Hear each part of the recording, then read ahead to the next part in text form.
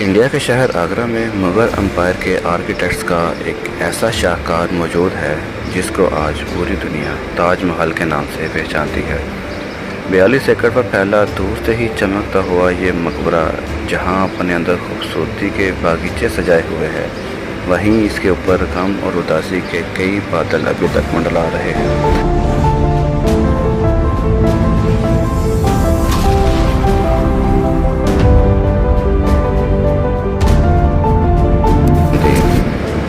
ناظرین، لگ بھگ 400 سال پہلے بنائی جانے والی یہ خوبصورت بلڈنگ جہاں اپنے دور کی سب سے بڑی اور سب سے شاندار بلڈنگ ہوا کرتی تھی، وہیں آج اس کو دنیا کا 7واں عجوبہ بھی مانا جاتا ہے۔ عالیشان اسٹرکچر کو بنانے میں 20,000 مزدوروں نے دن رات خون پسینہ بہایا، اور وہ بھی 1 یا 2 سالوں تک نہیں بلکہ پورے 22 سالوں تک۔ اگر آج کے دور میں اس کی قیمت کا اندازہ لگایا جائے تو سنگ مرمر کا یہ انمول مقبرہ حیرت انگیز طور پر $1 بلین یعنی 7,500 کروڑ روپے سے بھی زیادہ مہنگا ہے، کیونکہ اس بلڈنگ میں مغل آرکیٹیکٹس نے اپنے ہنر کی کئی ایسی نشانیاں چھوڑی تھیں جن کی دنیا کے ٹاپ انجینئرز بھی آج تک تعریف کرتے ہیں۔ اس بلڈنگ کو ایسے ڈیزائن کیا گیا کہ جیسے مین گیٹ کے پیچھے سے اس کو دیکھا جاتا ہے تو یہ کافی بڑی لگتی ہے، لیکن جیسے ہی مین گیٹ کی طرف بڑھا جاتا ہے تو آٹومیٹکلی اس کا سائز چھوٹا ہوتا جاتا ہے۔ دماغ کو چکرا دینے والی یہ کوئی پہلی ٹرک نہیں تھی جو مغل آرکیٹیکٹس نے استعمال کی ہو۔ اس کے گرد چاروں میناروں کو بالکل سیدھا کھڑا نہیں کیا گیا، بلکہ یہ مینار باہر کی طرف تھوڑا جھکے ہوئے ہیں، کیونکہ اگر ان کو سیدھا کھڑا کیا جاتا تو دور سے دیکھنے پر یہ اندر کی طرف جھکے ہوئے لگتے، جیسے کہ ان مسجد کے مینار میں آپ دیکھ سکتے ہیں۔ ان میناروں کو باہر کی طرف جھکانے کا ایک اور وجہ بھی تھی، اور وہ یہ تھی کہ خطرناک ارتھکویک کی صورت میں اگر یہ مینار گریں بھی تو یہ باہر کی طرف گر کر تاج محل کو ایک آنچ بھی نہ آنے دیں۔ لیکن آخر ماجرا کیا تھا کہ اس کو بنانے والے کسی صورت میں اس پر ایک خراش بھی برداشت نہیں کر سکتے تھے۔ تاج محل کے وہ کون سے راز تھے جن کو 400 سال پہلے چھپانے کی کوشش کی گئی تھی، اور جب اس دور میں کنکریٹ یا اسٹیل ہی نہیں ہوا کرتا تھا تو آخر اس عالیشان مقبرے اور اس پر موجود 40 میٹر اونچا گنبد کیسے بنایا گیا؟ یہ سب اور اس سے بھی زیادہ آپ جان سکیں گے آج کی اس اسپیشل ویڈیو میں۔ ناظرین، یہ معاملہ شروع ہوا تھا سن 1607 میں، جب انڈیا اور پاکستان کے اس خطے میں مغل امپائر کا ہول ہوا کرتا تھا۔ اس دن مغل شہنشاہ کا سب سے چھوٹا بیٹا شہاب الدین محمد خرم 15 سال کا ہو چکا تھا۔ اسی کی سیلیبریشن کے لیے آگرہ فورٹ میں ایک عالیشان پارٹی رکھی گئی تھی۔ خرم مغل شہنشاہ کو سب سے زیادہ عزیز تھا، اسی وجہ سے اس کے ہر جنم دن پر اس کو ہیرے جواہرات اور سونے سے تولا جاتا تھا، یعنی جتنا وزن شہزادہ خرم کا ہوتا تھا اتنا ہی خزانہ اس کے نام کر دیا جاتا تھا۔ لیکن اس جنم دن پر کچھ اور بھی خاص ہونے والا تھا۔ مغل شہنشاہ نے شہزادہ خرم کی شادی اپنے ایک وکیل کی بیٹی کے ساتھ کر دی، جس کو ممتاز محل کے نام سے جانا جاتا ہے۔ ممتاز اور خرم کو پہلے دن ہی ایک دوسرے سے بے انتہا محبت ہو چکی تھی، اور اس وقت یہ کسی کو بھی معلوم نہ تھا کہ اس محبت کا بول بالا ہمیشہ کے لیے رہنے والا ہے۔ اگلے 10 سالوں تک شہزادے نے کئی جنگیں لڑی اور ان میں بھرپور کامیابی بھی حاصل کی۔ اسی وجہ سے شہنشاہ نے خوش ہو کر ان کو شاہ جہاں کے لقب سے نواز دیا، جس کا مطلب ہے دنیا کا بادشاہ۔ شاہ جہاں کی ٹوٹل 6 بیویاں تھیں جو آگرہ فورٹ کے حرم میں ہی رہتی تھیں۔ ان 6 میں سے شاہ جہاں سب سے زیادہ محبت ممتاز سے کرتے تھے، اور یہی وجہ تھی ان کا زیادہ تر وقت ممتاز محل کے ساتھ ہی گزرتا تھا۔ وقت تیزی سے گزرتا جا رہا تھا، اور 4 سالوں کے بعد یعنی 1621 میں مغل شہنشاہ اچانک چل بسے۔ شاہ جہاں جو پہلے ہی مغل امپائر میں خاصا فیمس ہو چکا تھا اور جو شہنشاہ کا چہیتا بیٹا بھی تھا، 1628 میں یعنی باپ کی موت کے 7 سال بعد اس نے شہنشاہ کی گدی سنبھالی۔ پوری مغلیہ سلطنت اپنے نئے شہنشاہ سے بے حد خوش نظر آتی تھی۔ یہ وہ پیریڈ تھا جب مغل امپائر اپنے پورے عروج پر تھی، یعنی پورے انڈیا پاکستان کے ساتھ ساتھ افغانستان کے بھی کئی حصوں میں مغلیہ سلطنت کا راج تھا۔ سارے فیصلے شاہ جہاں خود کرتا تھا، جبکہ ممتاز محل پیچھے رہ کر شاہ جہاں کو مشورے دیا کرتی تھی۔ لیکن کسی کو بھی اس بات کا علم نہیں تھا کہ یہ خوشیاں عن قریب ماتم میں بدل جائیں گی۔ گدی سنبھالے ابھی 1 ہی سال گزرا تھا کہ ایک بار پھر سے مغل امپائر کو دشمنوں کا سامنا کرنا پڑا۔ اگلے 2 سال جنگ چلتی رہی اور شاہ جہاں کو اس جنگ میں بھی بھرپور کامیابی نصیب ہوئی۔ شاہ جہاں ابھی اس کامیابی کا جشن مناتے تو ان کو افسوسناک خبر سے آگاہ کیا گیا۔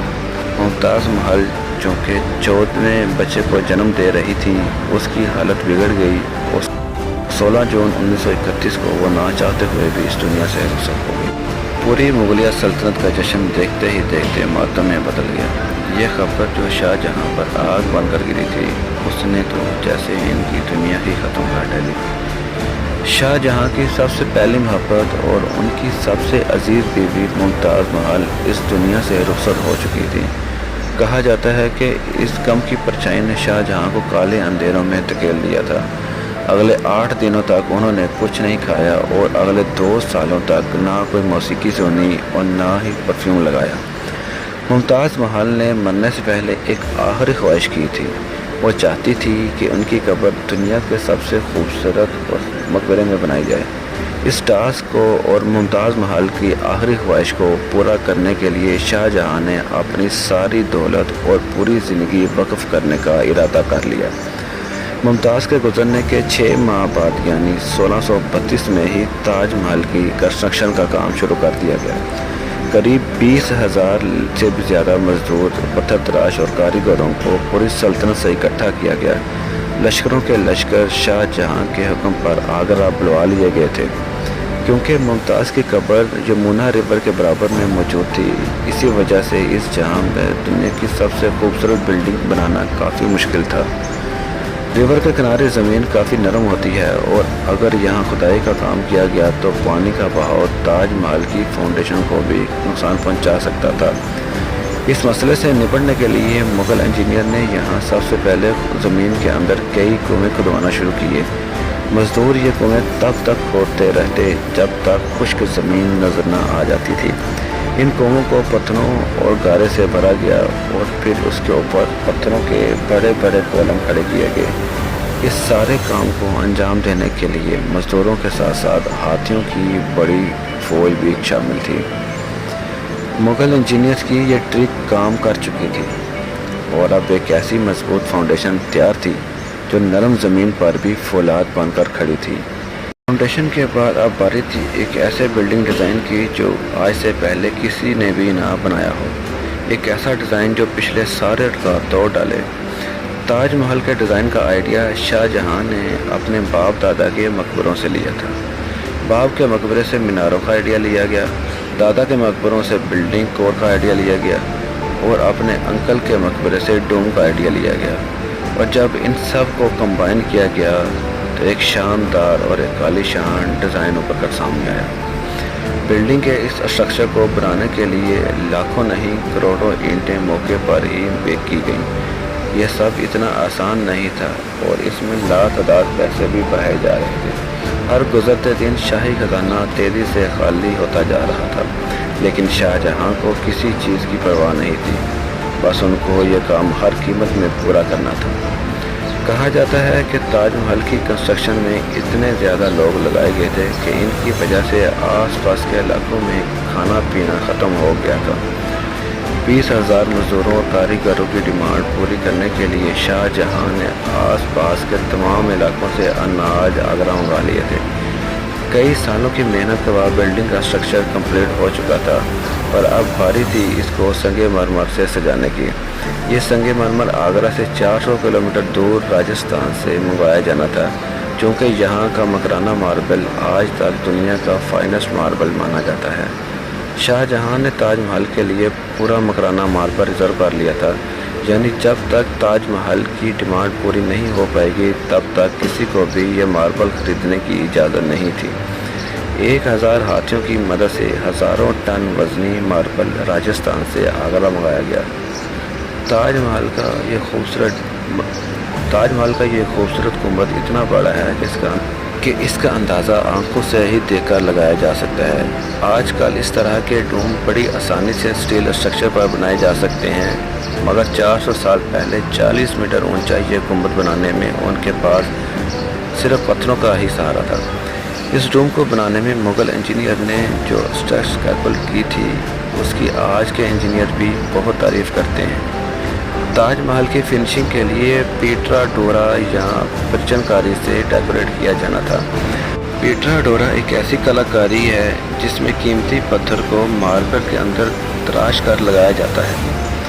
ماربل کو بڑی مہارت اور باریکی سے قیمتی پتھر کی شیپس کے حساب سے کاٹا جاتا ہے اور پھر اس میں پتھر کو گلو کے ذریعے چپکایا جاتا ہے۔ تاج محل میں استعمال ہونے والا گلو کوئی عام گلو نہیں تھی۔ کافی ریسرچ اور لیبارٹری ٹیسٹ کے بعد معلوم پڑا کہ یہ گلو شیرہ، لیمن جوس اور سنگ مرمر پاؤڈر کو ملا کر بنائی جاتی تھی۔ وہی سیم گلو آج بھی تاج محل کی رینوویشن کے لیے استعمال کی جاتی ہے۔ تاج محل کی خاص باتوں میں ایک بات یہ بھی ہے کہ یہ دن میں 4 مرتبہ اپنے رنگ بدلتا ہے۔ سورج نکلنے سے پہلے یہ بالکل بلیک شیڈ دیتا ہے۔ سورج نکلنے کے بعد یہ لائٹ یلو اور پنک شیڈ دیتا ہے، جبکہ دوپہر کے وقت تاج محل کی خوبصورتی کا نیا رخ دیکھنے کو ملتا ہے۔ نیلے آسمان پر جیسے کوئی موتی چمک رہا ہو، اور سن سیٹ کے وقت یہ پوری بلڈنگ گولڈن کلر کی دکھائی دیتی ہے۔ پورے 22 سالوں کے بعد سن 1654 میں تاج محل کی کنسٹرکشن کا کام مکمل کر لیا گیا۔ شاہ جہاں اپنی بیگم کی یاد میں دنیا کا سب سے خوبصورت مقبرہ بنانے میں کامیاب ہو چکا تھا۔ شاہ جہاں نے اس عالی شان عمارت کا نام اپنی پسندیدہ بیوی کی یاد میں رکھا۔ ممتاز محل سے اس کا نام تاج محل رکھ دیا گیا۔ ہر سال شاہ جہاں ممتاز کی برسی پر یمنا ریور کے ذریعے تاج محل کے جایا کرتے تھے۔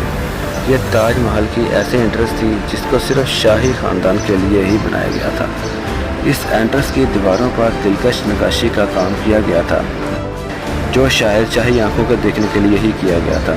شاہ جہاں کا یہ مہنگا ترین پروجیکٹ کمپلیٹ تو ہو چکا تھا، مگر اس نے مغلیہ سلطنت کو تباہی کے دہانے پر لا کھڑا کیا تھا۔ 4 سالوں بعد یعنی 1658 میں شاہ جہاں اور ممتاز کے اپنے ہی بیٹے شاہی تخت کو الٹ دیا اور خود ملک امپائر کا شہنشاہ بن گیا۔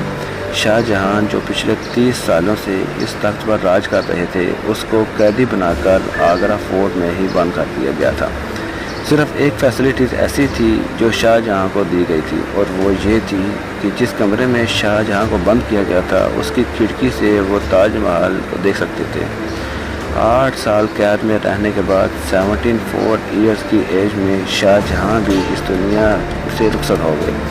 شاہ جہاں کا اب ممتاز سے دوبارہ ملنے کا وقت آ چکا تھا۔ اب ان کو تاج محل میں ہی دفن کر دیا گیا۔ کیسی لگی ہماری ویڈیو؟ اپنی رائے سے ضرور آگاہ کیجیے گا، اور ملتے ہیں انشاءاللہ اگلی ویڈیو میں۔ تب تک ہمیں اجازت دیجیے۔ السلام علیکم۔